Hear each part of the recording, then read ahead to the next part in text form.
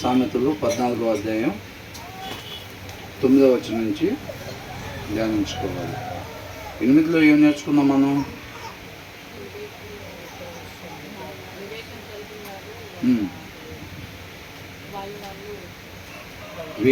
వివేకవంతుడికి కలిగిన జ్ఞానం వారి మార్గానికి ఆలోచనని దయచేసిద్ది. వెళ్ళాల్సిన మార్గాన్ని ఏ రీతికి వెళ్ళాలో, ఏ రీతిగా ఉండాలో, ఏ రీతిగా మాట్లాడాలో దానికి ఆలోచనని దయచేసిద్ది. వివేకవంతుడికి కలిగి ఉండే జ్ఞానం. ఆ జ్ఞానం లేకపోతే మనకి ఎట్లా నచ్చితే అలాగా నడుస్తాం. అవునా? నడవకూడని రీతిగా మనం నడుస్తాం. అప్పుడేమైంది? నరకాగ్నికి వెళ్ళిపోతాం. ఆ రోజు మనం ఉండకూడని రీతిగా ఉండటం వల్లనే మరణాన్ని తెచ్చుకున్నాం. ఇప్పుడు కూడా మరలా ఆ భయం లేకపోతే ఒంట్లో మరలా ఆ భయం పోయినసారిలాగా తప్పిదం జరగకూడదు. ఇటే చూడాలండి దయచేసి. పోయినసారిలాగా ఆ తప్పిదం జరగకూడదు. మరలా ఈసారి జాగ్రత్తగా సృష్టికర్తని మహింపరిచేవారుగా ఉండాలి. ఆయన జాగ్రత్త మనం కలిగి ఉన్నప్పుడు ఏం చేస్తాం? పోయినసారి ఆయన మాటను తీసి పక్కన పెట్టేసాం. ఇప్పుడు జాగ్రత్తగా ఆయన మాటని శ్రద్ధగా దాని యందు ఆసక్తి కలిగి ఏం చెప్తున్నాడు తెలుసుకొని దాని ప్రకారంగా మాత్రమే ఉండాలి.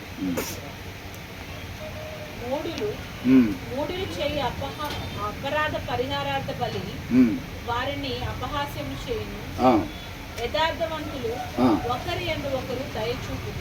యథార్థవంతులు ఉండాల్సిన రీతిగా ఉండే వాళ్ళంట ఏం చేస్తారంట? ఒకరి యందు ఒకళ్ళు దయ చూపిస్తూ ఉంటారు. అవతల్లో లేదన్న గబక్కం తెలియక తప్పు చేసిన వాళ్ళు పశ్చాత్తాపడినప్పుడు వీళ్ళు ఏం చేస్తారంటే క్షమించి దయ చూపిస్తూ ఉంటారు అన్నమాట. క్రీస్తుని కనపరుస్తూ ఉంటారు, క్రీస్తు వలె జీవిస్తూ ఉంటారు. వాళ్ళు కూడా దాన్ని చూసుకొని సత్యాన్ని ప్రకాశింపజేస్తారు కాబట్టి వాళ్ళు కూడా సత్యానుసారంగా ఉంటారన్నమాట. అవతల వాళ్ళు కూడా అంతేనా? తాను వెలిగి అనేక మందిని వెలిగించేవారిగా ఉంటారు. నీతిమంతులు, యథార్థమంతులు అన్నమాట. కానీ వీళ్ళు ఏం చేస్తారంట? Fools mock at making amends అని అంటున్నాడు. అంటే ఫూల్స్ అన్నప్పుడే మనకు అర్థమైపోతుంది ఇది ఉండకూడని విధానం అని. అవివేకి ఏం చేస్తాడు అని అంటే ఇలా చేస్తాడని ఉందన్నమాట. అవునా? అంటే దాన్ని మనం అండర్లైన్ చేసుకొని అలా మనం ఖచ్చితంగా ఉండకూడదు ఎప్పుడు కూడా అనేది ఉండాలి. అంతేనా కదా? కాబట్టి ఎలా ఉండమంటున్నారో అలా ఉండాలి, ఎలా వద్దంటున్నారో అలా ఉండకూడదు. అలాంటిది ఏదన్నా మన జీవితంలో ఉన్నట్టయితే దాన్ని తీసేసుకోవటానికి ఇష్టపడి ఆయన కృపని కోరుకోవాలి. ఈ ఫూల్స్ అంతా అవివేకి ఏం చేస్తాడంటే మాక్ at making amends for sin. పాపం చేసినప్పుడు ఆ పాపానికి సంబంధించిన పరిహారం చేసుకునే విషయంలో అంతా అవహేళన చేస్తాడంట. అలక్ష్యం తృణీకరించేవాడిగా ఉంటాడన్నమాట. సరి చేసుకోవటానికి ఇష్టపడ్డా ఉండకూడని రీతిగా ఉండి దాన్ని సరి చేసుకోవటానికి, దానికి సంబంధించిన పరిహారం చెల్లించుకోవటానికి ఏమాత్రం కూడా ఇష్టపడ్డా అనమాట. చాలామంది సరి చేసుకోవటానికి చాలా కష్టం అయిపోతూ ఉంటుంది. అవునా? వాటి మీద బాగా ఇష్టం పెంచేసుకుంటారు. దేవుడు దాన్ని వద్దు అని అంటున్నాడని తెలిసినా సరే తీసేసుకోవటానికి వాళ్ళకి ఇష్టపడరు. ఇక ఎక్కడో ఒక మోగ మీద కొద్దిగా ఇష్టపడినా సరే వాళ్ళకి బలం సరిపోదు. ఆత్మ బలహీనంగా ఉండటం వల్ల, హృదయంలో తగిన వాక్యం లేకపోవటం వల్ల ఏమవుతుందంటే దాన్ని తీసేసుకోవటానికి బలం సరిపోదు. అర్థమవుతుందండి? ఏదో ఒక మూల మీద అనుకుంటారు తీసేసుకుందాం, ఇది వద్దులే మనకి వాక్యం వద్దని చెప్తున్నారు కదా అని అనుకుంటాంలే, కానీ దాన్ని విడిచిపెట్టడానికి మనకి బలం సరిపోదు. కాబట్టి వాక్యం బాగా చదవాలి. ఆత్మకి ఆహారం వాక్యమే, వేరొకటి లేదు. అర్థమవుతుందండి? ఆత్మకి ఆహారం వాక్యమే. కాబట్టి ఆత్మ బలంగా ఉండేటట్టుగా చూసుకోవాలి. కొంతమంది చూస్తే తల్లిదండ్రులు శారీరకంగా పిల్లలు తినకపోతే అల్లాడిపోతూ ఉంటారు, ఆత్మీయంగా పిల్లల వాక్యం చదవకపోయినా పట్టించుకోరు. అర్థమవుతుందండి? ఆ ప్రేమ ఏం ప్రేమ? అది లోక ప్రేమ, అది పిచ్చి ప్రేమ. ఏంటంట? జ్ఞానం కలిగిన స్త్రీ ఏం చేసిద్ది? తెలివిగా వ్యవహరించుకునేది, తనతో పాటు తన కుటుంబం మొత్తాన్ని కూడా రక్షించుకునేది. అర్థమవుతుందండి? ఇడ్లీలు రక్షిస్తాయా? దోశలు, బిర్యానీలు, ఈయన పిల్లలను రక్షించేది దేవుని వాక్యం. పిల్లలకు టిఫిన్ పెట్టే మీద ఉన్న శ్రద్ధ, భోజనం పెట్టేదాని మీద ఉండే శ్రద్ధ, సాయంత్రం స్నాక్స్ పెట్టే దాని మీద ఉండే శ్రద్ధ, వాక్యం పెట్టాలి వాళ్ళకి అంతకన్నా ఎక్కువగా. అవి పెడతాం తప్పని నేను అంటలేదు. దాని మీద ఎంతైతే శ్రద్ధ ఉంటుందో దానికన్నా ఎక్కువగా వాక్యం పెట్టాలనే శ్రద్ధ ఎంతమందికి ఉంది? చేయొద్దండి. ఈ పిల్లలు ఎక్కడున్నారు అసలు? ఎంతమందికి ఉంది ఆ శ్రద్ధ? చూసారా పరిస్థితి ఎలా ఉందో? చూసారా? నువ్వు రావాలి ఏసయ్యా, నువ్వు రావాలి ఏసయ్యా. ఒకవేళ ఇప్పుడు వచ్చారు అనుకో, నేను పరిస్థితి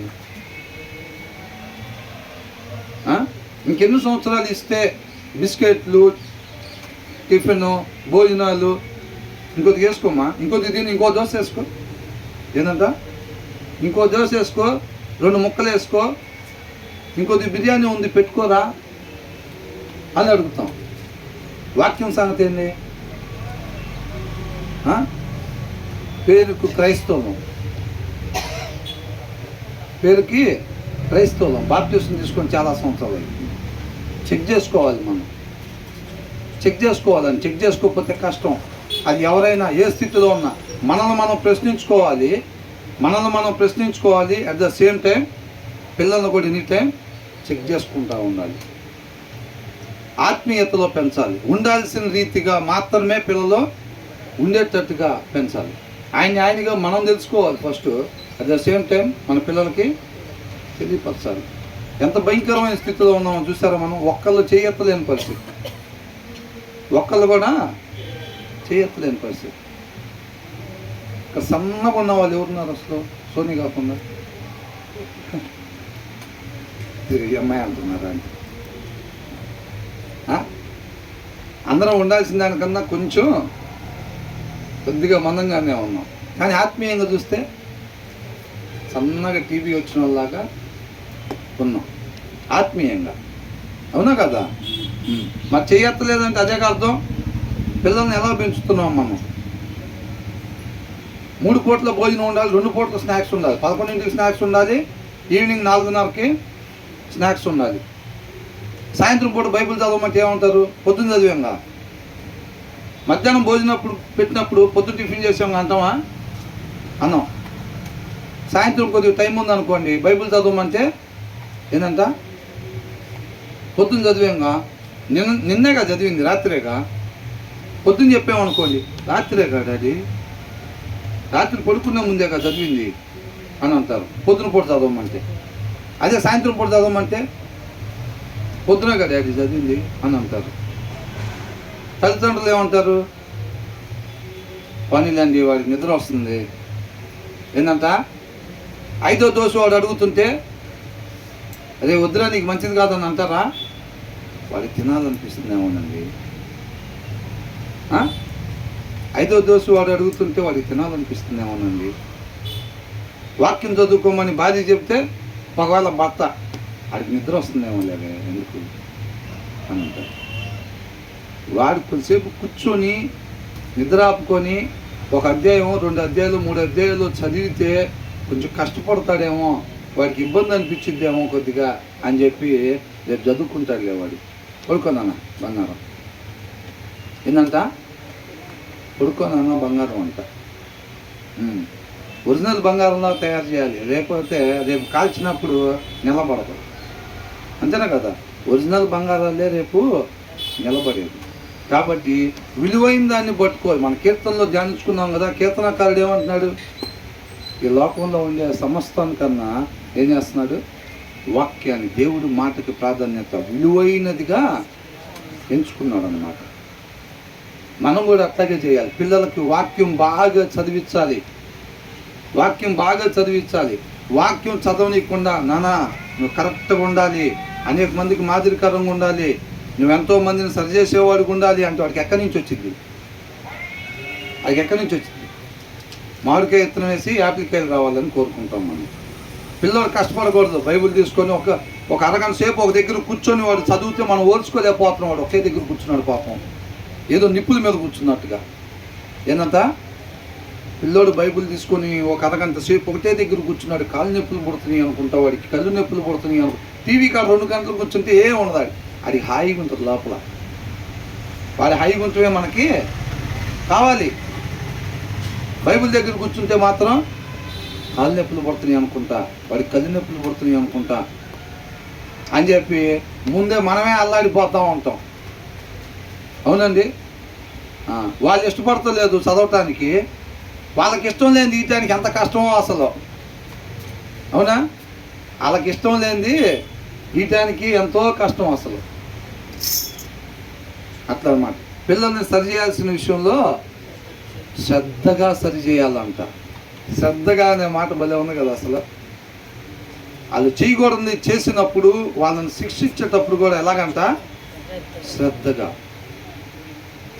6 దెబ్బలు పడాల్సిన ప్లేస్లో 6 దెబ్బలు పడితే పిల్లడు సరువుతాడు అనుకుంటే ఒకవేళ 5 దగ్గర ఆపేస్తామేమో. శ్రద్ధ కలిగి ఉండి కరెక్ట్గా 6 పడాలి. 6 పడాలి అంతే. 6 పడితేనే పిల్లోడు చక్కగా ప్రతి దాంట్లో దేవుడు నడిపించుకునేది. ఆయన నడిపింపు ప్రకారంగా మాత్రమే మనం వెళ్ళేవారుగా ఉండాలన్నమాట. కాబట్టి దాంట్లో శ్రద్ధ కలిగి ఉండాలి. వారికి వాక్యం చదవమని మనం చెప్పకుండా, వారికి మనం చదువుతా వారికి మాదిరి కనపరచకుండా ఉండి నువ్వు మాత్రం వెళ్ళి మొత్తం ఆత్మీయత వెలిగించిరా, సత్యాన్ని వెలిగించిరా అంటాడు. ఏమీ వెలిగించలేడు. అది ఏమీ వెలిగించలేడు. వెలుగుని వెలిగింపజేయింది, సత్యాన్ని వెలిగింపజేయింది కాక ఏం చేస్తాడు? చీకటిని ప్రకాశింపజేస్తూ ఉంటాడు. ఎందుకని? వాక్యం లేని హృదయం ఊరకుండదు. అది అర్థమవుతుందండి. వాక్యం లేని హృదయం ఊరకుండదు. దాంట్లో నుంచి మోసకరమైంది వచ్చింది అన్నమాట. దాని ద్వారా వాడు నడుస్తూ ఉంటాడు, అనేక మందిని నడిపిస్తూ ఉంటాడు. జనాల మధ్యలో అందరూ బాగానే ఉంటారు. జనాల మధ్యలో లోపల ఎంత భయంకరం ఉన్నా సరే పైకి మేలుపడిలాగానే ఉంటారన్నమాట. తర్వాత భయంకరంగా ఉంటుంది. పిల్లలు నిజంగా అలా ఉండాలి అని ఆశపడితే దానికి సంబంధించినంత ఆహారం వాళ్ళ ఆత్మలకి పెట్టాలి. అండర్లైన్ చేసుకోవాలి వాడు. తర్వాత ఏమంటున్నారు? ఎవని దుఃఖము వాని హృదయమునికే తెలియను.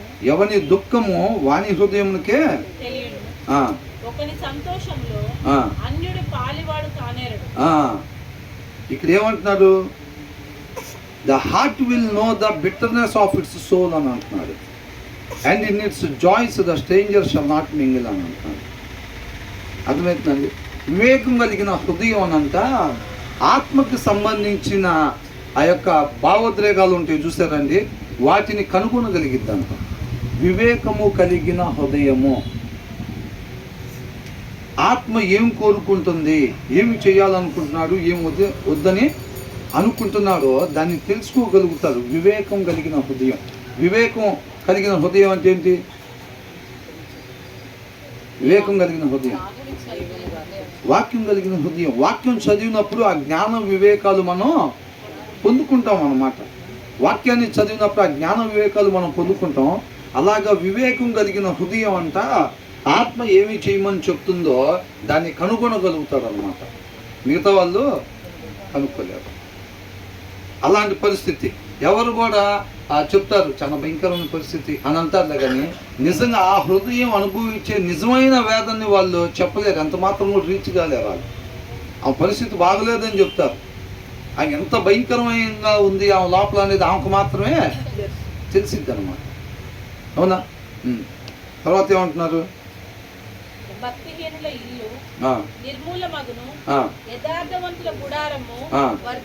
వర్ధిల్లును. The house of the wicked will be destroyed అని అంటున్నారు. విక్డ్ అంటే ఎవరు? దుర్మార్గులు, ఫూల్స్,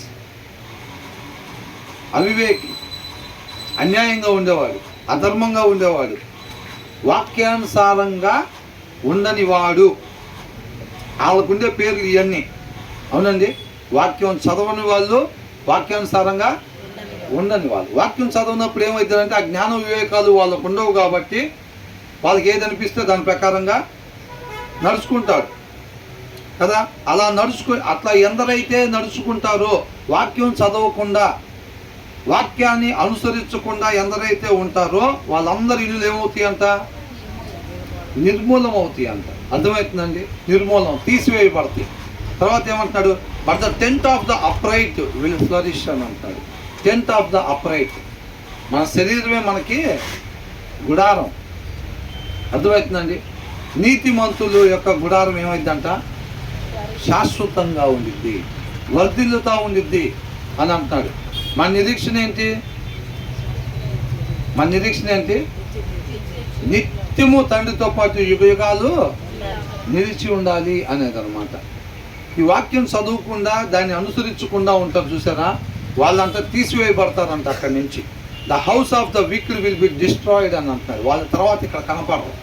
ఇవాళ పెద్ద పెద్ద మేళ్ళు వాళ్ళ చుట్టూ ఆల్రెడీ చాలామంది అవసరతల్లో ఉన్న వాళ్ళు ఉంటారు.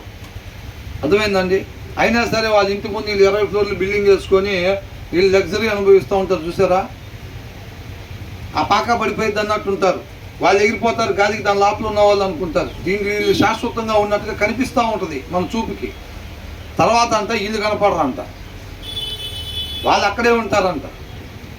వాళ్ళు తండ్రితో పాటు యుగయుగాలు ఇదే నూతన భూమిలో ఉంటారు. కానీ వీళ్ళు శాశ్వతంగా ఉంటాడు రా, స్ట్రాంగ్గా కట్టుకున్నాడు రా బిల్డింగు, డబ్బులు బాగున్నాయి, ఎక్కువ కాలం ఉంటాడు అనుకునేవాడు తర్వాత కనపడ్డు. మన కీర్తనలో కూడా చదువుకున్నాం కదా, వాళ్ళంట గడ్డిలాగా తొందరగా మొలిసిపోతారంట. నాకన్నా అంత బాగా అభివృద్ధి చెందుతున్నాడు అది ఇది అని అనుకుంటారు. తర్వాత చూస్తే ఆ దారిని వెనక్కిపోయినప్పుడు వాళ్ళు ఆ దారిని వెనక్కిపోవటం అంటే ఏంటి? నూతన భూమిలో మళ్ళీ ఇలాగే తిరుగుతాం. ఇప్పుడు తిరుగుతున్నాం కదా, అలాగే నూతన భూమిని చూసినప్పుడు మళ్ళీ ఇలాగే మనం ఉంటాం కాబట్టి ఇక్కడే తండ్రితో పాటు. అప్పుడు వీళ్ళు చూస్తే ఇక్కడ ఒక ఆయన ఉండాలి కదా పెద్ద బిల్డింగ్తో, అక్కడ వాళ్ళు ఉండాలి కదా 4-5 కార్లతో, ఇక్కడ వీళ్ళు ఉండాలి కదా విలువైన వస్త్రాలు కట్టుకొని, పక్కనే ఎవరైనా అవసరతలో ఉన్న వాళ్ళకి ఏమి ఇవ్వకుండా వీళ్ళు మాత్రమే వెళ్ళగల వస్త్రాలు వేసుకొని ఉండేవాళ్ళు ఇక్కడ ఉండాలి కదా ఈ భూమి మీద. అంటే వాళ్ళెవరు కనపడరు, వాళ్ళందరికి వేరే ప్లేస్ ఉంటుంది. ఏంటి ఆ ప్లేసు? నిత్య నరకం అన్నమాట. అర్థమవుతుందా? ఇప్పుడు ఉంటే ఉండొచ్చు చిన్న గుడిసెల్లో, చిన్న రేకుల్లో. అర్థమవుతుందండి. వీళ్ళు వాక్యాన్ని అనుసరించేవాళ్ళు. వీళ్ళలో ఉండే వాక్యం వీళ్ళ దగ్గరికి ఎప్పుడైతే సమృద్ధి వచ్చిందో, అవసరానికి మించి వచ్చిందో, వాళ్ళు ఆటోమేటిక్గా దావీదు వల్లే ఎవరెవరు అవసరతలో ఉన్నారో వాళ్ళు ఎత్తుక్కొని ఆటోమేటిక్గా అక్కడికి వెళ్ళిపోయేటట్టుగా ఆ వాక్యం, వాళ్ళలో ఉన్న వాక్యం నడిపించింది వాళ్ళు, అంతే. అర్థమవుతుందండి. కాబట్టి సమస్తం వాక్యమే అయి ఉన్న దేవుడే చేస్తాడు. కాబట్టి మనల్ని ఎల్లప్పుడూ కూడా పూర్తిగా ఉపేక్షించుకొని ఆయన్ని ఆశ్రయించేవారిగా, ఆయన మాట వలన మాత్రమే మనం బతుకుతాం కాబట్టి ఆయన మాట సమృద్ధిగా మన హృదయంలో, ఆయన మాట సమృద్ధిగా ఎల్లప్పుడూ మన హృదయంలో ఉండాలని చెప్పి ఆయన్ని కోరుకోవాలి, ఆశ్రయించాలన్నమాట. ఎనీ టైం కూడా దాని యందు భయం కలిగి ఉండాలి. మనం దాని యందు భయం కలిగి ఉండాలి. డబ్బులు మిగిల్చుకుంటామో లేదో జాగ్రత్తగా, ఆరోగ్యం కాపాడుకుంటామో లేదో జాగ్రత్తగా, పిల్లలకు చక్కగా 5 పూటలు పెట్టగలుగుతామో లేదో, వీటి మీద కాదు. పండగ కాళ్ళకన్నా విలువైన వస్త్రాలు మనం కట్టగలుగుతామో లేదో, ఈసారి ఆమె డామినేట్ చేసిద్దో మనం డామినేట్ చేస్తామో డ్రెస్సులో, అవునా? ఆమె చేసుకునే పిండి వంటల కన్నా మనం ఇంకా ఎక్కువ వెరైటీలు చేయాలి. వాక్యం గాలి కుదిరి పెడతారు, అవునా? అలా ఉండకూడదు. మనం వాక్యాన్ని బాగా చదవాలి, దాని ప్రకారంగా అనుసరించే వాళ్ళగా ఉండాలన్నమాట. కాబట్టి శాశ్వతంగా మన తండ్రితో పాటు యుగయుగాలు నిలిచి ఉండాలి అని అంటే మనం ఎలా ఉండాలంట? యథార్థంగా ఉండాలి, నీతిమంతులుగా ఉండాల్సిన రీతిగా మాత్రమే మనం ఉండేవారిగా ఉండాలి. తర్వాత ఒకని ఎదుట సరియైనదిగా కనబడు మార్గము కలదు, అయితే అది మరణమునకు త్రోవ తీయును. ఎక్కడికి దారి తీసిందంట? అది మరణానికి. పోయినసారి ఎట్లాగైతే దారి తీసిందో ఆ పని అంతా చూస్తే రమ్యంగా ఉందంట. తినద్దని చెప్పారా అంటే, అవును అది మేము చావకుండా ఉండటం కోసం, అది తినకుండా ఉంటాం మేలు అని చెప్పాడు దేవుడు. అని అంటే ఏం కాదు, మీరు దేవుళ్ళలాగా అయిపోతారు అని చెప్పగానే నిజం అనిపించింది, నిజం అనిపించింది. అర్థమవుతుందండి. నిజం అనిపించి ఏం చేసింది? పండు కోసుకొని కంటి ముందు పరిస్థితి అలా కనపడుతుంది, కంటి ముందు పరిస్థితి అలా కనపడుతుంది. ఇక్కడ ఏమనిచ్చారు? There is a way that appears to be right అని అంటున్నాడు. ప్రతి ఒక్కరి ముందు మనం ఇప్పుడు జీవించే జీవితంలో ఏదైతే కనిపించే మార్గం ఉందో అదే కరెక్టు, అదే సత్యం అని అనిపించిందంట. అర్థమవుతుందండి. సత్య మార్గం ఏది చెప్పండి అసలు? వాక్యం. వాక్యం ఎప్పుడు దేని గురించి చెప్పింది? పైన ఉన్న దాని గురించి చెప్పింది. పైన ఉన్నది కనబడిద్దా? కనపడదు. సత్య మార్గం కనపడదు. ప్రతి విశ్వాసి విశ్వాసం ద్వారానే వెళ్ళాలి. అర్థమవుతుందండి. ప్రతి క్షణం కూడా విశ్వాసం ద్వారానే నడవాలి. విశ్వాసం ఎప్పుడు కావాలి? కనపడని దాని కొరకు జీవించేటప్పుడే విశ్వాసం కావాలి. ప్రతి విశ్వాసి ప్రతి క్షణం విశ్వాసం ద్వారానే పోవాలి. అంటే కనపడని దాన్ని చూసుకుంటానే పోవాలి. ఇక్కడ ఏమని ఇచ్చారు? There is a way that appears to be right and appears అంటే కనపడేది అని అర్థమవుతుందండి. ఈ జీవితంలో మనకి కనపడేది కరెక్ట్ అని అనుకుంటాం. ఆ మార్గం కరెక్ట్ అని మనం అనుకుంటాము. కానీ అది ఎక్కడికి తీసుకెళ్ళిద్ది అంట? చివరికి మరణానికే తీసుకెళ్ళిద్ది. అంటే మనం కనిపించే మార్గం వైపు కానీ మనం వెళ్ళాము అని అంటే అది ఖచ్చితంగా మరలా మనకి మరణానికే తీసుకెళ్ళిద్ది. అంటే మనం కనిపించని మార్గం గుండా మనం పోతూ ఉండాలి. అదే మార్గం? సత్య మార్గం. విశ్వాసం అనే మార్గం గుండా మనం వెళ్తూ ఉండాలన్నమాట. విశ్వాసం అనే మార్గం గుండా వెళ్తూ ఉండాలి. మరణం తర్వాత ఉండే దాని మీద మాత్రమే మన చూపు ఉండాలి. పైన వాటిని మాత్రమే వెతికేవారుగా ఉండాలి మనం. అప్పుడప్పుడు పైన, అప్పుడప్పుడు కింద కాదు. ఒక్కోసారి ఆ మార్గంకి వెళ్ళి చూసుకుంటా, ఒక్కోసారి ఈ మార్గంకి వెళ్ళి చూసుకుంటా ఉండకూడదు. అర్థమవుతుందండి? మన ముందు కనిపించే మార్గం. అందుకనే ఎప్పుడైనా సరే పరిస్థితి వైపు మనం చూడకూడదు. మనం వాక్యమై ఉన్న క్రీస్తు వైపు మాత్రమే మనం చూడాలి. పరిస్థితిని బట్టి అబద్ధం ఆడితే మనకి ప్లస్ అయ్యేటట్టుగా ఉంది, మనకి మేలయ్యేటట్టుగా ఉంది, మనం తప్పించబడేటట్టుగా ఉన్నాం అని అనిపించింది. పరిస్థితి ముందు అలా ఉంటుంది అంతే. ఈ టైంలో ఇలా ప్రవర్తిస్తే మనకి మేలు అనుకుంటా, ఇబ్బంది లేకుండా ఉండిద్ది, మన ముందు అలా కనిపిస్తూ ఉంటుంది. కాకపోతే వాక్యంలో అబద్ధం ఆడొద్దు అని ఉంటుంది, అలా ప్రవర్తించొద్దు అని ఉండిద్ది. ఈ టైంలో అలా చూస్తేనే ఆయన ఇంక తర్వాత మాటలు మాట్లాడకుండా ఉంటాడు. ఇప్పటికే 5-6 మాటలు మాట్లాడాడు భర్త, లేకపోతే భార్య ఇప్పటికే 5-6 మాటలు మాట్లాడింది. ఒక చూపు మనం అట్లా పైనుంచి కిందకు చూసామంటే ఆపుతాడు ఇప్పుడు, లేదంటే ఒక 20-25 మాటలు దాని వెనకాల రావచ్చు అని మనకు అనిపిస్తూ ఉండిద్ది. మనం అలా చూస్తే ఇప్పుడు ఆపుతాడు ఇంకా అనిపించి మనం చూస్తాం. ఎందుకని? మనకు కనిపించే పరిస్థితి అలా కనపడుతుంది. పరిస్థితి అలా ఉన్నా సరే మనం వాక్యంలో ఉన్నదే చేయాలి. వాక్యంలో ఉన్నది చేస్తే అక్కడ ఇంకా మంట పెద్దదయ్యేటట్టుగా పరిస్థితి, మన ముందున్న పరిస్థితి అలా కనపడతా ఉండిద్ది. అయినా సరే మనం దాని వైపు, అది సత్య మార్గం కాదు. విశ్వాసం ద్వారా మనకు ఒకటే విధానం. పరిస్థితి ఏదైనా కానీ 4 దెబ్బలు కొట్టేటట్టు ఉందా నిజం చెప్తే? లేకపోతే 4 మాటలు అనిపించుకోవాల్సి వచ్చేటట్టు ఉందా? లేకపోతే ప్రాణమే పోయేటట్టుగా ఉందా? అది ఏదన్నా కానీ మన ముందున్న పరిస్థితి ఏదైనా కానీ మన జీవితంలో విధానం ఒకటే కావాలి. అదేంటి? సత్యాన్ని, వాక్యాన్ని అనుసరించటమే. వాక్యం దేవుని ఉంది, దాని ప్రకారం వెళ్ళిపోవటం. వాక్యాన్ని అనుసరించుకుంటా వెళ్ళేవాడు పైన ఉన్న వాటిని మాత్రమే చూసుకుంటా వెళ్తాడనమాట. కాబట్టి లోకం వైపు ఏమాత్రం కూడా చూడకూడదు అనమాట. విశ్వాసపు నేత్రాలతో మాత్రమే మనం నడుచుకునేటట్టుగా ఆయన కృపతో నడిపించమని ప్రార్థన చేయాలి. అర్థమైందండి? ఈ అపవాది పెట్టే ఏటిని కూడా ఆరోగ్యాన్ని, అందాన్ని, అర్థమవుతుందండి? సర్వ శరీరం అంతా గడ్డిని పోలి ఉన్నారు. బాబాయ్ ఉన్నాడు, పెదనాన్న ఉన్నాడు, మనకేంది దిగులు చింత? ఆ గడ్డి మీద ఆధారపడబాక. అర్థమవుతుందా? అందాన్ని చూసి మోసపోబాక. వారికి ఉండే అందం అంతయు గడ్డి పువ్వు లాంటిదంట. ఆ గడ్డి వాడిపోను, ఆ పువ్వు బాబాయ్, పెద్దమ్మ, పెదనాన్న, నా భర్త, మా నాన్న, మా అమ్మ అనే గడ్డిలు ఉన్నారు చూసారా? అంటే నేను వేరే రకంగా అంటలేదండి, ఆత్మీయంగా అంటున్నాను నేను. నాకేంది ప్రాబ్లం? ఏదన్నా వస్తే మా నాన్న చూసుకుంటాడు, మా అమ్మ చూసుకుంటాడు.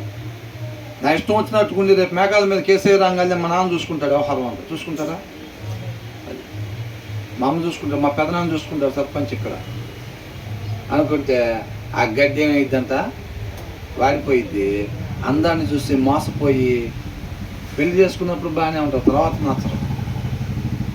తర్వాత ఆయనకి ఏమో నచ్చదో, ఏమోకి ఆయన నచ్చదు. ఎందుకని? వేరే ఎక్కడో లైట్లు వెలుగుతున్నాయి, అవునా? అక్కడేదో కొద్దిగా అందంగా కనపడుతున్నట్టుకునిద్ది. అది ఏమైందంటే తర్వాత రాలిపోయిందండి. ఆమెనే చేసుకొచ్చి ఈయనకు డబ్బు వచ్చిన తర్వాత ఆమెను పక్కన కూర్చోబెడితే కూర్చో, అవునా కదా? కాబట్టి మనం సమస్త శరీరాలు కూడా అంట గడ్డిని పోలివారు, వారి అందం అంతయు అది పువ్వు లాంటిది, అది కూడా రాలిపోయింది. కాబట్టి వాటిని చూసి మనం మోసపోయేవారుగా ఉండకూడదు, సత్యంలో నాటబడి ఉండేవారుగా మనం ఉండాలి. కనిపించే మార్గం, కనిపించే లోకంలో ఏదైతే మార్గం మంచిది అనుకుంటున్నామో ఆ మార్గం వైపు మనం ఎప్పుడు కూడా వెళ్ళకూడదు. కనిపించని దాని వైపే, అదే మార్గం, సత్య మార్గం. విశ్వాసంతో పోవాలి. కనిపించిన మార్గానికి సంబంధించిన క్రియలు మనం చేసేటప్పుడు ఏంటంటే పక్కనోడికి ఎట్లా ఉంటుంది, రే అక్కడ పరిస్థితి ఏంది, నువ్వేం చేస్తున్నావు అని అంటాడు. అవునా? అది వాళ్ళు ఏం చేస్తారు, వాళ్ళు ఈ ముందున్న పరిస్థితినే చూస్తూ ఉంటారు అన్నమాట వాళ్ళు. కాబట్టి నువ్వేం చేస్తావు, లోకానికి మనం ఎలా కనపడతాం? యేసయ్య అక్కడ నుంచొని ఉన్నప్పుడు రాజుగారు చివరిలో మాట్లాడుతుంటే వాళ్ళు నీ మీద ఇలాంటి తప్పులు మోపుతున్నారు, మరి నువ్వేమంటావు అంటే ఏం చెప్పే మాటలకి, ఆయన అడిగే ప్రశ్నలకి, అక్కడ ఉండే సందర్భానికి ఏం కూడా మ్యాచ్ కావట్లేదు. అసలు మనం ఏం అడుగుతున్నాం, ఈయన ఏం చెబుతున్నాడు అని అనుకుంటున్నారు. వాళ్ళందరూ ఏం చేస్తున్నారు అంటే ఆ కనిపించే పరిస్థితినే చూస్తున్నారు. యేసయ్య ఎట్లా మాట్లాడుతున్నాడు, విశ్వాసపు నేత్రాలు అని అంటున్నాడు. ఇస్సాకు వలన కలిగినదే వాగ్దాన సంతానం అని అంటున్నాడు. అవునా కదా? నా గొర్రెలు నా స్వరాన్ని వింటయ్యి, నా గొర్రెలు నా స్వరాన్ని వింటయ్యి అని అంటున్నాడు. అర్థమవుతుందండి? ఆయన గొర్రెలుగా మనం ఉండాలన్నమాట. కాబట్టి ఏదైతే కనిపిస్తుందో ఆ కనిపించే మార్గాన్ని మనం ఎప్పుడు కూడా పోకూడదు. కనిపించని మార్గం గుండా మనం నడుస్తూ ఉండాలి. కనిపించని మార్గం ఏంటి? విశ్వాసపు మార్గము. విశ్వాసపు మార్గం గుండా వెళ్తేనే మనం నిత్య జీవానికి చేరుకుంటాం. ప్రతి విశ్వాసి కూడా విశ్వాసం ద్వారానే జీవించాలి. ఆ విశ్వాసమే ఈ లోకాన్ని జయించింది అన్నమాట. అవునా? ఆ తర్వాత ఏమంటున్నాడు, ఒకడు నవ్వుచుండినను హృదయంలో దుఃఖం ఉండవచ్చును, సంతోషము తుదకు వ్యసనమగును. సంతోషం తుదకు వ్యసనము. Even in laughter the heart may యాక్ట్ and rejoicing may end in grief అని అంటున్నాడు. పైకి కొంతమంది సంతోషంగా నిలబడతారు, లోపల వాళ్ళకి దుఃఖం ఉంటుంది. లోపల వాళ్ళకి దుఃఖం ఉంటుంది. ఒక్కొక్కసారి కొంతమంది ఆనందంతో స్టార్ట్ చేస్తారు, తర్వాత ఏమైంది, బాధ విషాదంతో ముగుస్తూ ఉంది వ్యవహారం. అర్థమవుతుందండి? ఏది కూడా శాశ్వతంగా ఈ జీవితంలో మన ఎదుటి వారిని వాళ్ళు నవ్వుతున్నారు కదా, వాళ్ళకి అంతా బాగానే ఉందని చెప్పి మనం పొరపాటును కూడా అనుకోకూడదు. వాళ్ళ హృదయంలో ఎంతో వేదన ఉంటూ ఉంటుంది చాలాసార్లు. అవునా? కాబట్టి వాళ్ళని బట్టి మనం వ్యవహరించడం కాకుండా ప్రతి ఒక్కరిని కూడా జాలి కలిగి, దయ కలిగి, ఆ దయతో ఎదుటి వారిని మనం వ్యవహరించేవారిగా ఉండాలి. ఒక క్రీస్తు మనల్ని ఏ రీతిగా మనతో వ్యవహరిస్తూ ఉన్నాడో మనం కూడా ఇతరులతో అదే రీతిగా వ్యవహరించేవారుగా ఉండాలన్నమాట. చక్కగా మనం అంటే దుడుకుతనంతో కాకుండా నెమ్మదితోటి, సమాధానంతో ఎదుటి వారిని మనం డీల్ చేసేవారిగా ఉండాలన్నమాట. అర్థమవుతుందండి? తర్వాత ఏమంటున్నారు, భక్తి విడిచిన వాని మార్గములు వానికే వెక్కసమగును, మంచి వాని స్వభావము వానికే సంతోషం ఇచ్చింది. ఇక్కడ ఏమంటున్నాడు, the faithless will be fully repaid for their వేస్ అని అంటున్నాడు. ఫెయిత్లెస్, విశ్వాసం లేనివాడు అని అంటే ఇందాక అనుకున్నాం చూసారా, పైన వాక్యాన్ని మాత్రమే చూసేవాడు, వాక్యానుసారంగా మాత్రమే ఉండేవాడు. ఫెయిత్లెస్ అని అంటే విశ్వాసం లేనివాడు అని. విశ్వాసం లేనివాడంతా వాడు చేసే ప్రతి పనికి సంబంధించింది ఖచ్చితంగా దానికి సంబంధించిన వాడు తీసుకుంటాడు, పొందుకోవాల్సింది పొందుకుంటాడు. వాడు మాట్లాడిన ప్రతి మాటకి కూడా ఏమంటారు దాన్ని అనుభవించాల్సిందే అని అంటారు చూసారా. మూల్యం చెల్లించాల్సిందే, అనుభవించాల్సిందే. నువ్వు మాట్లాడే ప్రతి మాటకి ఏంటంట, నన్ను అన్యాయంగా అంటున్నావు కదా, నువ్వు మాట్లాడే నన్ను అనే ప్రతి మాటకి నువ్వు అనుభవిస్తావు అని అంటారు చూసారా. అట్లా విశ్వాసం లేకుండా మనం ఉపయోగించే ప్రతి క్షణం కూడా, ప్రతి మాట, ప్రతి ప్రవర్తన, ప్రతి చూపు కంట మనం ఖచ్చితంగా దానికి చెల్లించుకోవాల్సిందే, ఎదుర్కోవాల్సిందే. అర్థమవుతుందండి? మనం అదే అనుకుంటున్నాం కదా, ఏమని? మాట్లాడకూడని మాట ఏదైతే ఒకటి మాట్లాడతామో అదే మనల్ని నరకాగ్నికి తీసుకొని వెళ్ళిద్ది. చూడకూడని చూపు, ప్రవర్తించాల్సిన రీతిగా ప్రవర్తించకపోతే మనం అదే మనల్ని రేపు నరకానికి తీసుకుని వెళ్ళిద్ది. అదే అంటున్నాడు, the faithless will be fully repaid. ఏముంది, 10 మాటల్లో 2 మాటలు మనం మంచిగా మాట్లాడాంగా. చాలామంది 10 వ్యర్థంగా మాట్లాడతారు, వెనుకున్న వాడితో పోల్చుకుంటూ ఉంటారు చాలామంది. అవునా? మనకు వాక్యం ఏమి రాశారు? వెనుకున్న వాళ్ళ గురించి రాశారా? ఉన్న వాళ్ళందరికన్నా దేవుణ్ణి గొప్పగా ఎవరెవరైతే మహింపరిచారో వాళ్ళ గురించి రాశారు. మనం కూడా ఆ రీతిగా ఉండాలని చెప్పి. నేనన్నా నయం 10 మాటల్లో 2 మాటలన్నా మంచి మాట్లాడుతున్నా, మా ఇంటి పక్కన 10కి 10 మంచి మాటలు మాట్లాడదు అసలు అని వాళ్ళు సమర్థించుకుంటూ ఉంటారు. ఆ మాట్లాడబోని 8 మాటలు మాట్లాడింది చూసారా, అయ్యే శుభ్రంగా రేపే ఉన్నాడు తీసుకెళ్తాయి, ఎటు నరకానికి తీసుకుని వెళ్తాయి అన్నమాట. కాబట్టి వీళ్ళు విశ్వాసం లేని వాళ్ళంట, వాళ్ళు ఏదైతే మాట్లాడతారో, వాళ్ళు ఏదైతే ప్రవర్తిస్తారో దాని మొత్తానికి కూడా రేపు వాళ్ళు నరకంలో అనుభవించాల్సి ఉండిద్ది అనమాట. At the same time and the good అని అంటే విశ్వాసం కలిగిన వాళ్ళు అని. విశ్వాసం కలిగిన వాళ్ళు రివార్డెడ్ ఫర్ దేర్స్ అని అంటున్నాడు. వాళ్ళు మాట్లాడే ప్రతి మాటకి వాళ్ళు బహుమానాన్ని అందుకుంటారు. వాళ్ళు చూసే ప్రతి మంచి చూపుకి వాళ్ళు బహుమానాన్ని అందుకుంటారు. ఏమొచ్చిందిరా పిచ్చోడా, రోజు అటు ఇటు పోతున్నావు, ఆ దగ్గరికి వీళ్ళ దగ్గరికి పరిచర్యకని పోతూ ఉంటావు, అటు పోతూ ఉంటావు, ఇటు పోతూ ఉంటుంది. 4 రాళ్ళు వెనకేసుకోక సమయం ఉన్నప్పుడే ఏందంట, 4 రాళ్ళు వెనకేసుకోక అంటే ఆ పనేగా చేస్తుందంటారు వీళ్ళు కూడా. వెయ్యి చూపించారు రాళ్ళు అంటే ఇక్కడ కనపడమంటారు వీళ్ళు. వాళ్ళు ఏమంటారు, కనపడని రాళ్ళు ఏందిరా, వేసుకోవటం చేతగాక సోమర మాటలు మాట్లాడుతావు, తెలివి తక్కువడా, జ్ఞానం లేనోడా, వివేకం లేనోడా అంటారు. కనపడే రాళ్ళు 4 వెనకేసుకోరా, నేను చూడు ఎట్ట వేసాను అంటారు. అయ్యే రేపు నేను తీసుకెళ్ళాదని వీళ్ళు చెప్పాలి. ఏంద్రా నువ్వు మాట్లాడదాం, పళ్ళు కొరుగుతారు రాళ్ళు.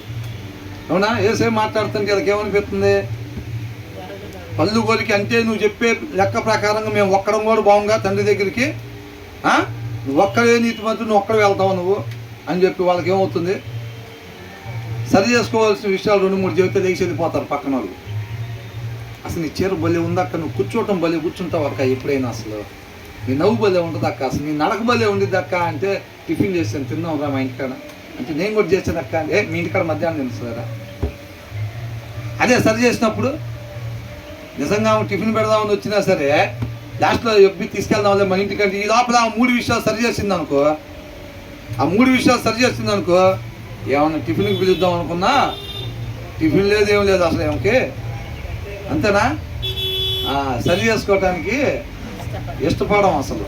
అది అని అంటున్నాడు. నీతిమంతుడు అంట మాట్లాడే ప్రతి మాటకి ఏంటి, ఎవరు చూడలేదు ఏంటి నన్ను అసలు, నేను మేలైన మాటలు 4 మాటలు చెప్పాను కదా ఇంటి పక్కన ఆమెకి, నన్ను ఎవరు గుర్తించి తీసుకొచ్చి శాల్వా కప్పి నన్ను సన్మానం చేయట్లేదు ఏంది ఎవరు అని అనుకోవాల్సిన పనేమీ లేదు. నిత్యము ప్రతి నరుణ్ణి దేవుడు ఏం చేస్తాడంట, చూస్తూ ఉంటాడు అన్నమాట.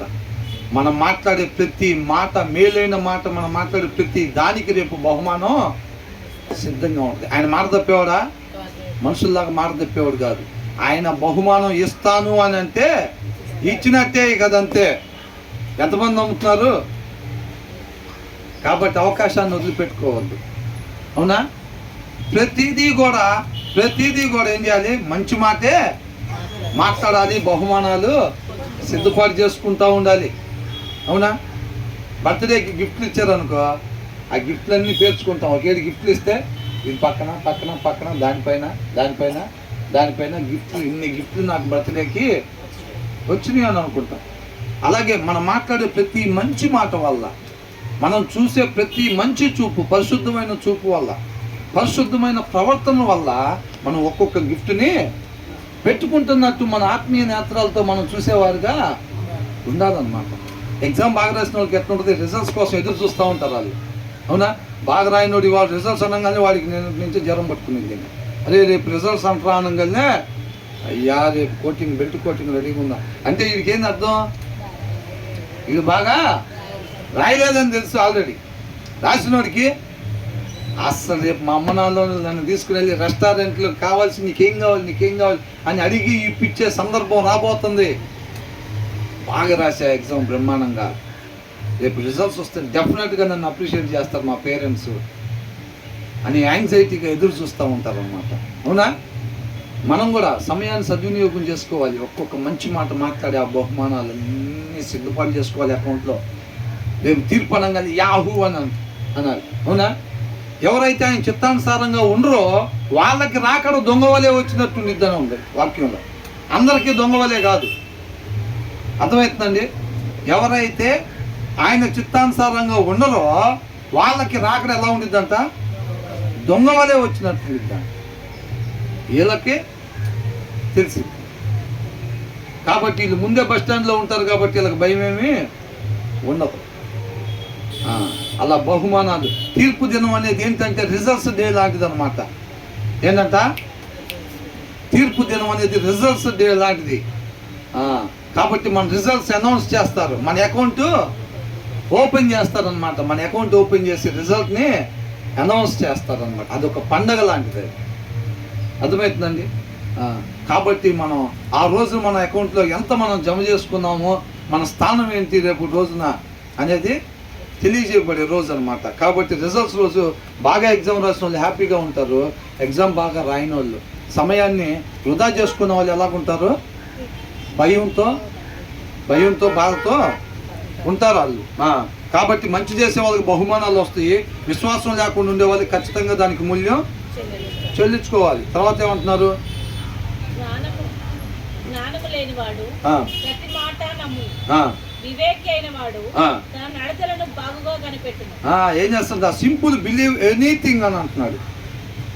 ఏది పడితే అది నమ్ముతాడు, ఏది పడితే అది చేస్తాడు. ఎవడేది సత్యం అంటే దాని ప్రకారం దాన్ని నమ్మేసి దాని ప్రకారంగా ఉంటాడు. జ్ఞానం లేని సింపుల్ అని అంటే అవివేకి అని. అవివేకి ఎవరన్నా ఏదో చెప్తే దాని ప్రకారంగా చేసేస్తూ ఉంటాడు. వివేకం ఉంటేనే కదా చేయాల్సింది మాత్రమే చేసేది వివేకమే. అవునా? ఆ జ్ఞాన వివేకాలే చేయాల్సింది మాత్రమే మనం చేసేటట్టుగా చేస్తాయి అన్నమాట, నడిపిస్తాయి. మాట్లాడాల్సింది మాత్రమే మనం మాట్లాడేటట్టుగా చేసేది ఆ వివేకం. వీళ్ళకి వివేకం లేదంట. వివేకం లేనివాడు ఏం చేస్తాడు? ఏదనిపిస్తే అది చేస్తాడు. చేయకూడదు చేసినప్పుడు ఏమైంది? రేపది ఈ అకౌంట్లో పడకూడని అకౌంట్లో పడిపోతూ ఉంటాయి అన్నమాట. అవునా కదా? ఉండకూడని రీతిగా ఉన్నప్పుడు అవన్నీ కూడా ఏంటంటే పడకూడని అకౌంట్లో పడిపోతాయి. రేపు ఆ అకౌంట్లో ఉన్నాయి మొత్తమే మనల్ని నరకానికి తీసుకుని వెళ్ళేదన్నమాట. కాబట్టి ప్రతి మాట జాగ్రత్తగా మాట్లాడాలి. The simple believe anything but the prudent, వివేకము కలిగిన వాడు give thought to their steps అనంటే ఆయన దేవుడి కృపను బట్టి మనకిచ్చే ప్రతి క్షణం వివేకవంతుడు చేసే పని అంట. దేవుడి కృపను బట్టి మనకిచ్చే ప్రతి క్షణం కూడా వివేకము కలిగి వాక్యంలో ఏ రీతిగా ఉందో చూసుకొని ఉండాల్సిన రీతిగా మాత్రమే ఆ క్షణాన్ని ఉపయోగిస్తూ ఉంటాడంట వివేకి. అవివేకి ఏం చేస్తాడు? ఉండాల్సిన రీతిగా మాత్రమే ఉండకుండా తనకి ఏదనిపిస్తే అది చేస్తూ ఉంటాడు. రేపు దాన్ని బట్టి నరకానికి పోయే పరిస్థితి ఉంది అన్నమాట. కానీ వివేకి అలాగా ఉండడు. వివేకం లేకపోతే మన పరిస్థితి ఏంటి? చెయ్యకూడని పనులు చేసేస్తూ ఉంటాం, మాట్లాడకూడని మాటలు మాట్లాడుతూ ఉంటాం అన్నమాట. మరి ఆ వివేకం మనకు కావాలా వద్దా? ఎంతమందికి కావాలి? నిజంగా కావాలా? మరి ఆ వివేకం ఎక్కడి నుంచి వచ్చింది? వాక్యంలో నుంచి వచ్చింది. మరి ఆ వివేకం కావాలనుకునే ప్రతి ఒక్కరు ఏం చేయాలి? వాక్యాన్ని చదవాలి, బాగా వాక్యం చదవాలి. వాక్యం చదవకపోతే మాత్రం మనం చేయకూడని పనులు చేస్తూ ఉంటాం, అది ఎవరైనప్పటికీ కూడా. ఆ తర్వాత ఏమంటున్నాడు?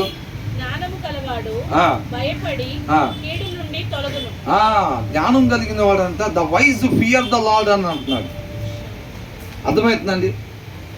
దేవుని యందు భయం కలిగి ఉంటాడు. భయం భక్తులు అంటే ఏంటి? చెడుతనాన్ని విసర్జించటమే, దూరం పెట్టడమే. వద్దు అని అన్నది వాక్యంలో వద్దన్న చెప్పిన దాన్ని మనం దూరం పెట్టాలి. ఎవరు పెడతారంట అట్లా? ద వైజ్ అని అంటున్నాడు. జ్ఞానం కలిగిన వాడు అని అంట వాక్యం వద్దు అన్నదాన్ని ఏం చేస్తాడంట? దూరం పెట్టేస్తాడు. బట్ ఏ ఫూల్ అన్నప్పుడే మనకు అర్థమైంది ఏమని? జ్ఞానం లేనివాడు, వాక్యం చదవని వాడు, వివేకం లేనివాడు 4 రాళ్ళు వెనకేయచ్చు, 4 జతలు బట్టలు ఉండొచ్చు కాక, 4 వాహనాలు ఉండొచ్చు కాక, ఆయనకి ఏమి లేదు, జ్ఞానం లేదు. జ్ఞానం లేనప్పుడు ఏం చేస్తాడంట? But A pool is reckless, నిర్లక్ష్యం అండ్ కేర్లెస్ అని అంటున్నాడు. అవివేకి ఏం చేస్తాడంట? రెక్లెస్, చేయకూడని చేస్తాడు. నిర్లక్ష్యం, దేవుడి మాటని నిర్లక్ష్యం చేస్తాడన్నమాట. ఈయన కనిపించింది ఆ రోజు అవ్వ చేసిన పని కూడా అదే. ఏం చేసింది? నిర్లక్ష్యం చేసింది దేవుడి మాటని నిర్లక్ష్యం చేసింది. ఏం కనిపించింది చేసింది అన్నమాట. అంటే ఆ సమయంలో అవ్వ ఎవరు? అవివేకి. ఎవరు? అవివేకి, జ్ఞానం లేని స్త్రీ. ఆ టైంలో జ్ఞానం ఉంటే దేవుడి మాట తీసి పక్కన పెట్టేదా? పెట్టేది కాదు. వివేకం లేకపోతే జరిగే నష్టం అది. అవునా కదా? అదే చెప్తున్నాడు, the wise fear the Lord అని అంటున్నాడు. అంటే వయసు కాకపోతే అని అంటే జ్ఞానం లేకపోతే దేవుడికి భయపడరు. దేవుడికి భయపడపోవటం అంటే వాక్యాన్ని పరిగణలోకి తీసుకోరు. వాళ్ళు అవివేకులు. అర్థమవుతుందండి? వాళ్ళు రేపు నిత్య జీవానికి వెళ్ళరు. అవివేకిగా ఉంటే అది ఎవరైనప్పటికీ కూడా నిత్య జీవానికి వెళ్ళరు. ఆ తర్వాత ఏమంటున్నాడు? కొంతమంది ఏం చేస్తారు? క్విక్ టెంపర్, ఎమ్మటే షార్ట్ టెంపర్ ఉండేది కొంతమంది. వివేకవంతుడు ఏం చేస్తాడంటే మనం ఏం చెయ్యాలి చూసుకొని అది మాత్రమే చేస్తాడు. వివేకం లేనివాడు ఏం చేస్తాడంటే కంటి ముందున్న పరిస్థితిని బట్టి ఇమ్మీడియట్గా రియాక్ట్ అయిపోతాడు. తన ఉద్దేశాన్ని ఎమ్మటే తెలియపరుస్తాడు అనమాట అవివేకి. అర్థమైందా? A quick tempered person does foolish things అని ఉంది. ఏం చేస్తాడంట? అట్లా ఇమ్మీడియట్గా రియాక్ట్ అయ్యేవాడు ఏం పనులు చేస్తాడంట? మూర్ఖత్వమైన పనులు చేస్తాడు అని అంటున్నాడు. అర్థమవుతుందండి? ఇమ్మీడియట్గా షార్ట్ టెంపర్గా వివేకం లేకుండా ఉండకూడదు. వివేకవంతుడు చూసుకొని నెమ్మదిగా ఉంటాడు. ఇప్పుడైనా నెమ్మదిగా ఉండి ఏం చేయాలో దాని ప్రకారంగానే చేస్తాడు. సమాధానంగా ఉంటాడు. వివేకవంతుడు అలా ఉంటాడు. కాబట్టి మనకు షార్ట్ టెంపర్ అనేది ఉండకూడదు. షార్ట్ టెంపర్ డెసిషన్స్ ఖచ్చితంగా ఫూలిష్ డెసిషన్సే, మూర్ఖత్వపు ఆలోచనలే, మూర్ఖత్వపు నిర్ణయాలే తీసుకుంటాం అన్నమాట. And the one who devices evil schemes, ఎవరైతే చెడ్డదానికి సంబంధించిన ఆలోచనలు చేస్తారు చూసారండి, వాళ్ళందరూ కూడా ఈజ్ హేటెడ్ అని అంటున్నాడు. తృణీకరించబడతారు అని అంటున్నాడు. అర్థమవుతుందా? ఏమవుతారంట? వాళ్ళందరూ కూడా తృణీకరించబడతారు అని అంటాడు. ఇంతటితో ముగిద్దాంలేండి, మిగతా నుంచి తర్వాత ధ్యానించుకుందాం. ఒకసారి మీరు వచ్చేటప్పుడు కూడా కనీసం ఒక 10 వచనాలు ధ్యానించుకున్నాడు. ఎందుకంటే మనం మినిమం అంటే ఒక 6 నుంచి ఒక 10 వచనాలు మధ్యలోకి ధ్యానించుకుంటున్నాం కదా. మీరు వచ్చేటప్పుడు కూడా ఒకసారి దాన్ని చదువుకొని వచ్చారు, ఇటు వినాలని.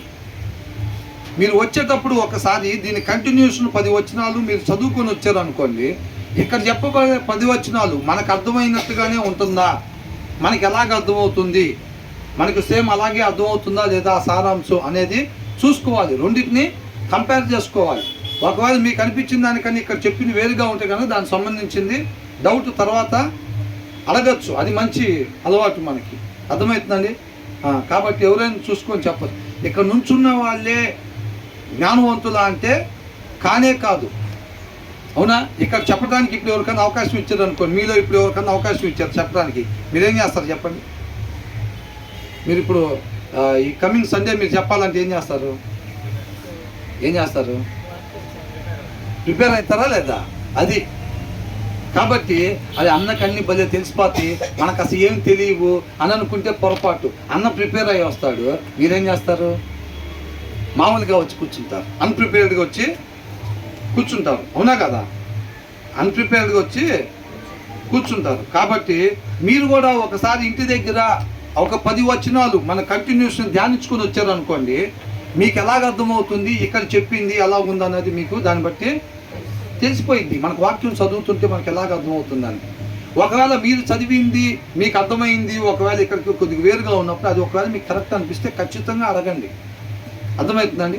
అంటే డిస్టర్బెన్స్ లేకుండా మధ్యలో అడగకుండా అయిపోయిన తర్వాత మనం కూర్చుంటున్నాం కదా ఎలాగో కొంతసేపు, ఆ టైంలో ఒకసారి అడగచ్చు. లేకపోతే ఏదైనా డౌట్ ఉన్న వాళ్ళు మిగతా వాళ్ళు వెళ్ళిపోయిన దాకా ఆగండి, దాని తర్వాత మనకి ఇట్లా బ్రదర్ ఒకవేళ ఈ వర్ష నాకు చదివినప్పుడు ఇట్లా అనిపించింది ఏంటి బ్రదర్, మరి ఇట్లా కూడా దాన్ని తీసుకోవచ్చా, లేకపోతే దాన్ని మనం ఎలా తీసుకోవాలి అనేది చూసుకొని చేద్దాం. అలాగే ఒకవేళ మేము కరెక్షన్ చేసుకోవాల్సింది ఉందనుకోండి, అవునా, ఈ చెప్పబడిన దాంట్లో కానీ కరెక్షన్ చేసుకోవాల్సింది ఉంటే దాన్ని ఖచ్చితంగా మనం కరెక్షన్ చేసుకుందాము. ఏదైతే కరెక్షన్ చేసుకుందామో దాని తర్వాత సెషన్లో దాన్ని ప్రతి ఒక్కళ్ళు కూడా కరెక్షన్ చేసుకునే ప్రయత్నం చేద్దాం. అందరం కలిసికట్టుగా ముందుకు పోవటమే. ఇక్కడ నుంచి చెప్పేవాళ్ళు ఏంటంటే దాన్ని ముందుగా ప్రిపేర్ అయ్యి వస్తారు కాబట్టి చెప్పగలుగుతూ ఉంటారు. దాన్ని చూసుకోవాలి. ప్రతి ఒక్కళ్ళు చేయాల్సిన పని ఏంటంటే ఆయన కృప లేకుండా ఆయన మాట ఒకళ్ళ దగ్గరికి రాదు. కాబట్టి ఇక్కడ నుంచున్న వాళ్ళ దగ్గర నుంచి కూర్చున్న వాళ్ళ దాకా అందరికీ దేవుడు ఆయన మాటను పంపిస్తున్నాడు అంటే అందరి పట్ల ఆయన కృప ఉన్నది. కాకపోతే మనం చెక్ చేసుకోవాల్సింది ఎంతమంది ఆయన సృష్టికర్త చెప్పే మాటకి, ఆయన ఉద్దేశానికి మనల్ని పూర్తిగా ఉపేక్షించుకొని ఆయన మాటకే లోబడి ఆయన మహింపరుస్తున్నాం అనేది చెక్ చేసుకోవాలి. నేను ప్రిపేర్ అయినప్పుడు రాత్రి ప్రిపేర్ అయ్యాను అనుకోండి, దేవుడు నాకు రాత్రి తెలియపరుస్తాడు, ఉదయం నా మాట మీకు తెలియపరుస్తాడు. ఏదైనా అదే మాట కదా తెలియపరుస్తుంది. కాబట్టి ఆ మాట ఎంతమంది ఆ మాటకి విధేయతను చూపిస్తున్నాం, లోపడుతున్నాం. మనల్ని పూర్తిగా ఉపేక్షించుకున్నప్పుడు, మనల్ని పూర్తిగా జీరో చేసుకున్నప్పుడు, మన సంచి పూర్తిగా ఖాళీకి పెట్టుకున్నప్పుడు ఆయన ఇచ్చిన ప్రతి మాటను మన హృదయంలో పెట్టుకోగలుగుతాం, ప్లేస్ ఉంది. అవునా? కాబట్టి మనల్ని పూర్తిగా ఉపేక్షించుకోవాలన్నమాట. ఉపేక్షించుకొని ఆయన మాటకి పూర్తిగా లోబడే వారిగా ఉండాలి. అది అండర్లైన్ చేసుకోవాల్సింది మనం. నాకు రాత్రి చెప్పారు, నేను విధేయత చూపించలేదనుకోండి, ఇప్పుడు మీకు చెప్పారు, ఇప్పుడు మీరు విధేయత చూపించారు అనుకోండి, ఎవరో మేలు పొందుకుంటారు? విధేయత చూపించిన వాళ్ళే మేలు పొందుకుంటారు. ఆ కుర్చీలో కూర్చున్నా, కింద కూర్చున్నా, ఎక్కడ కూర్చున్నా సరే విధేయత ఎవరు చూపిస్తారో వాళ్ళు మాత్రమే ఆయనతో పాటు రేపు యుగ యుగాలు ఉంటారు. చెప్పిన వాళ్ళైనా సరే విధేయత చూపించకపోతే ఆయనతో పాటు ఉండలేరు. అర్థమవుతుందండి? కాబట్టి మీరు కూడా వచ్చేటప్పుడు ఒకసారి చదువుకోండి. దేవునికి మహిమ కలుగుతుంది.